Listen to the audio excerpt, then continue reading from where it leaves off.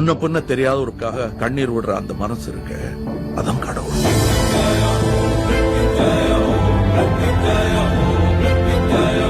பள்ளியிலேயே முதலிடம் பிடித்தாலும் வறுமையால் படிப்பை தொடர முடியாமல் தவித்த மாணவியின் வழி, மாணவியின் வேதனையை புரிந்து கொண்டு கடவுளாகவே மாறிய கமல்ஹாசன் இதயத்தை தொட்ட நிகழ்ச்சிகரமான சம்பவம். ராமநாதபுரம் மாவட்டம் பாம்பன் அருகே உள்ள தெற்குவாடி மீனவ கிராமத்தைச் சேர்ந்தவர் தான் மாணவி சோபனா.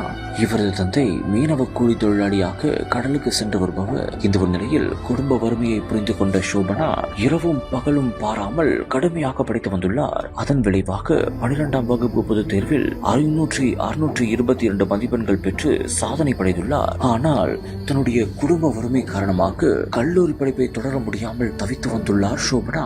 இந்நிலையில் இதை பார்த்த மக்கள் நீதி மய்யம் தலைவர் கமல்ஹாசன் ஓர் நிகழ்ச்சிகரமான செயலை செய்துள்ளார். மேலும் கமல் பண்பாட்டு மையத்தின் சார்பாக சோபனா உயர்கல்வியை தொடரவும் அவரது கனவான குடிமை பணி தேர்வுகளுக்கான ஆயத்தங்களை செய்வதற்கும் தேவையான உதவிகளை செய்யுமாறு அவர் உதவ முன்வந்துள்ளார்.